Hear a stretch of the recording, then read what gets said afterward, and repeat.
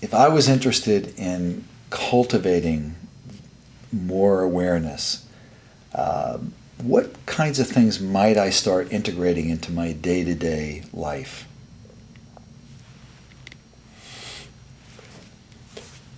There are really three central practices, and depending upon the type of person you are, you'd probably naturally be acclimated towards one or two or three of the practices. One of them is what I call inquiry, and many others have called inquiry, which is asking the questions to ourselves that are most important, that would guide us to be most fulfilled or satisfied. And so those questions can be oriented towards the moment, towards the hour, towards the day, or towards the month. And so there's a subtlety to those questions. We can ask, how could I really take care of myself right now? And that might guide us to a momentary action. Or it might be that we're in a trend of time where we have finals coming up and we have a tendency not to study. And how do I take care of myself this month? Well, I do need to focus on studying. Or it could be that we're in a relationship that's on the rocks and that's having a hard time, and it would be, how do I dedicate myself to become more sensitive, and who are the resources that can help me while I'm in this challenged time? Okay.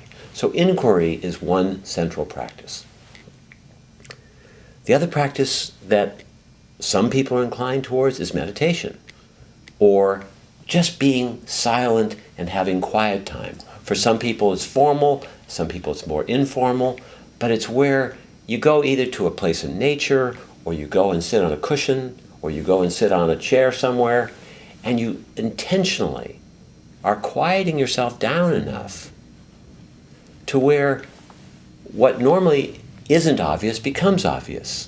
Your own emotional reactions become more obvious, and also how you can help yourself spontaneously. You can start to have insights just because you're not so consumed in your ordinary daily life. You're not so busy.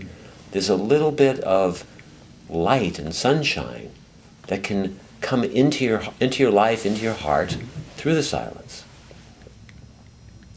And the third one, which I really use the definition in two ways, one traditional, one non-traditional, is prayer, which the traditional definition is pretty well understood, praying to some kind of a higher being or God for qualities and character development and intelligence to really respond in a more compassionate way in our lives.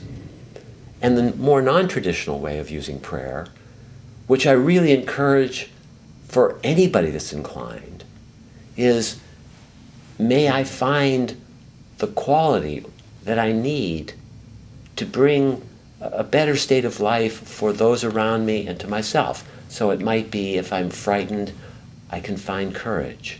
Or it might be, if I'm sad, I might be able to find some ways to bring a little bit more happiness towards someone else or myself.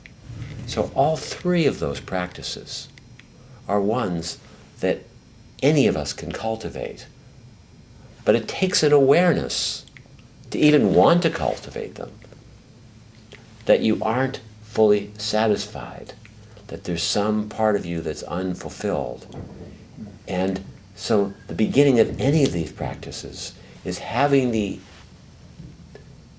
integrity and the honesty to admit something inside of me feels like something's missing. And that in itself could be called a practice of integrity or honesty, to admit that I feel incomplete, empty, and unfulfilled. And instead of that being viewed as a negative thing, it's viewed as something that really is the gateway to develop our lives. So paradoxically, allowing ourselves to feel incomplete is our wholeness. Yeah. Creates our wholeness. It gives us a chance, our optimal chance, to really move in a direction to discover what wholeness means to us.